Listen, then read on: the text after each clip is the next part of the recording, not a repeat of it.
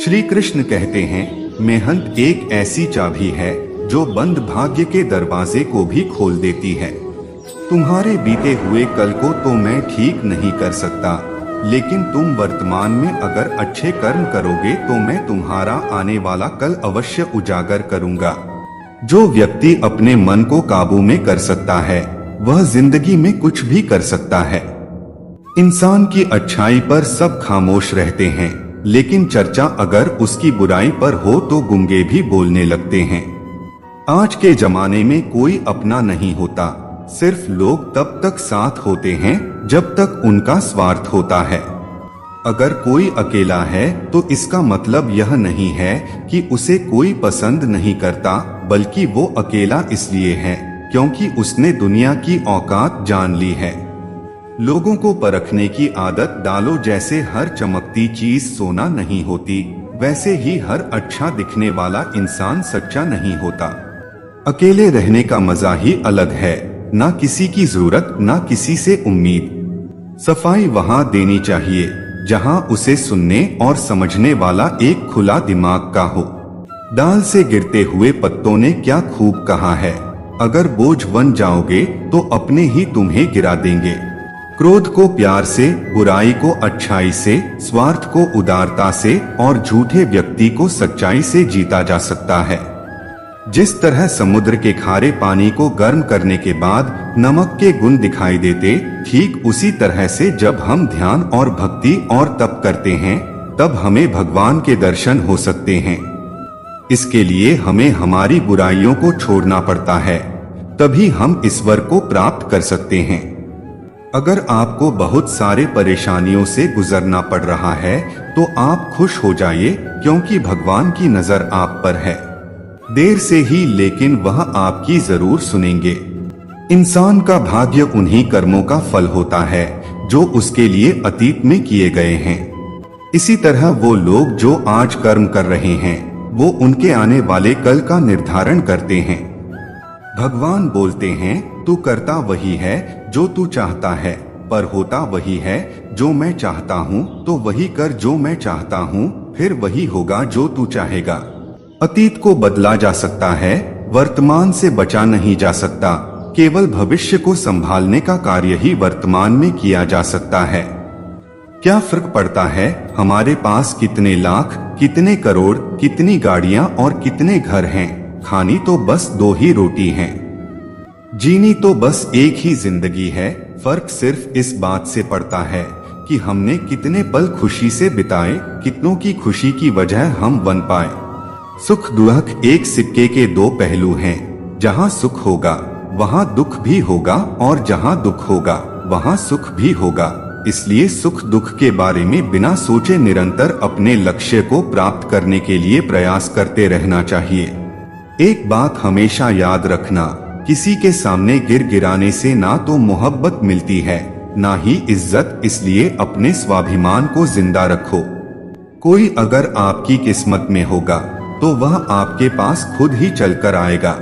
दूसरों को हराने का मौका मत, बस खुद को आगे ले जाने की जिद ठानो। कभी हार ना मानने की आदत ही एक दिन जीतने की आदत बन जाती है।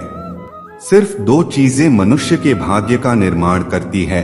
पहला स्वभाव, अगर आपके स्वभाव में अच्छाई, विनम्रता और गुण है तो आपका भाग्य चमकेगा। अगर आपका स्वभाव क्रोधी है, आलसी है, तो आपका भाग्य बिगड़ना अनिवार्य है। इसलिए अपने स्वभाव को मधुर और आकर्षित बनाइए। दूसरा, वाणी बोलना तो आदमी 2.5 साल की उम्र में ही सीख जाता है, परंतु कब, कैसे और क्या बोलना है यह उसे जिंदगी भर समझ नहीं आता। जिसे यह बोलना आ गया कि कब, कहाँ और कितना बोलना है, समझ लो उसे सफल होने के लिए कोई नहीं रोक सकता। पिता से बड़ा कोई सलाहकार नहीं, माँ की छाव से बड़ी कोई दुनिया नहीं, भाई से अच्छा कोई भागीदार नहीं और बहन से बड़ा कोई शुभचिंतक नहीं। इस मतलबी दुनिया से कोई मतलब ना रखो, और मतलब रखना है तो अपने मतलब से मतलब रखो। अगर तुम्हारा घर जल जाए तो लोग सहानुभूति प्रकट करने आते हैं, वो कहते हैं बहुत बुरा हुआ है। पर अगर तुम्हारा घर बड़ा हो जाए, एक और मंजिल बन जाए, तो कोई तुम्हें बधाई देने के लिए नहीं आता, जरा सोचिए, जब आपके साथ कुछ होता है तो कोई कहने नहीं आता कि अच्छा हुआ, जानकर खुशी हुई, मगर आपके साथ कुछ बुरा होता है तो जरूर कुछ लोग आकर यह कहेंगे कि सुनकर बुरा लगा। मगर जब वो कहते हैं अरे बहुत बुरा होगा, तब तुम जान जाओगे कि वो सिर्फ मजा ले रहे थे। दुआएं मांगने से किसका भला होता है, मिलता तो वही है जो हमने बोया होता है। तुम नीचे गिर के देखो, कोई नहीं उठाएगा, दिखाओ तुम जड़ा उड़कर, फिर देखो सब आएंगे गिरने। एक बात हमेशा याद रखना, अगर शराब की दुकान पर बैठकर दूध पियोगे तो तुम्हें शराबी का ही दर्जा मिलेगा, और किसी मंदिर में बैठकर पानी भी पियोगे तो तुम्हें एक संत का दर्जा दिया जाएगा। इसलिए आप किसके साथ उठते बैठते हो यह मायने रखता है। जब एक इंसान का भगवान पैसे सक नहीं हक हो जाता है तो मत पूछो फिर कैसे कैसे चमत्कार हो जाता है, जो अब तक नहीं हुआ वो भी हो जाता है। जो भीड़ में चलते हैं वो भीड़ में कहीं खो जाते हैं, जो अकेले चलते हैं इतिहास वही बनाते हैं। इतिहास गवाह है, अकेले चलने वालों के पीछे ही भीड़ खड़ी होती है। एक बार एक संत के पास दो तोते थे। एक दिन एक आदमी उस संत के घर आया। दोनों तोते अलग अलग पिंजरे में बंद थे।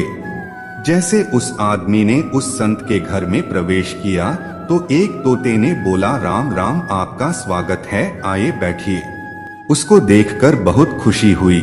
यह सुनकर उस आदमी को बहुत ही अच्छा लगा। अरे वाह, यह तो कितना मीठा बोल रहा है। फिर उस आदमी ने दूसरे तोते की तरफ देखा। उस तोते ने उस आदमी को इतनी गालियां बकी, कहा इसको मारो पीटो लूटो। यह सुनकर उस आदमी ने उस संत से कहा कि संत जी, यह क्या मामला, एक तोता गालियां बक रहा है और दूसरा स्वागत ऐसे मीठे शब्द बोल रहा है। तो संत ने कहा, मैंने इन तोतों से एक जिंदगी का पाठ पढ़ा है। उसने कहा, जब ये दोनों तोते पैदा हुए थे तब मैंने एक तोता डाकू के घर भेज दिया था और दूसरा तोता एक साधु के घर भेज दिया था। जो तोता साधु के घर पला है वह कहता है, राम राम, आपका स्वागत है, और जो तोता डाकुओं के घर पर पला है वो कहता है, मारो काटो पीटो और लूटो। तोता तो एक ही है, परंतु दोनों अलग अलग पर्यावरण में पले हैं। इसलिए यह बहुत ही महत्वपूर्ण है कि हम जीवन में किसके साथ उठते बैठते हैं। यह हमारे जीवन पर बहुत प्रभाव डालता है। अपने आप पर विश्वास करो, तुम्हारे अंदर कुछ ऐसा है जो हर उत्पाद से बड़ा है। बदल जाओ वक्त के साथ या फिर वक्त को बदलना सीखो। मजबूरियों को मत कोसो, हर हाल में चलना सीखो। दिखावे से तो केवल लोगों को खुश किया जा सकता है, भगवान तो केवल नियत देखते हैं। एक बार एक व्यक्ति नदी के पुल से कहीं जा रहा था। तभी अचानक उसके पीछे कई बंदर पड़ जाते हैं और उस आदमी को परेशान करने लगते हैं। वह आदमी अपने आप को बचाने के लिए उन बंदरों से दूर भागने की कोशिश करता है। तभी सामने से एक आदमी आकर उस आदमी को कहता है कि तुम इन बंदरों से मत डरो, तुम जितना इन बंदरों से डरोगे वह तुम्हें उतना ही डराएंगे, तुम इनका डट कर सामना करो। वह आदमी उन बंदरों का सामना करने के लिए उनकी तरफ देखता है, उन बंदरों की आंखों में आंखें डालकर चिल्लाने लगता है और सभी बंदर वहां से भाग जाते हैं। हमारे जीवन में भी नकारात्मक विचार इसी बंदर की तरह है। जितना हम इन बंदरों से डरेंगे वह उतना ही पीछा हमारा करेगा, और जैसे ही हम इनका डटकर सामना करना चाहिए। हमारी वीडियो अर्थात कृष्ण वाणी आपको थोड़ी सी भी अच्छी लगी हो तो हमारे चैनल को सब्सक्राइब करके अपने दोस्तों के साथ शेयर जरूर करें।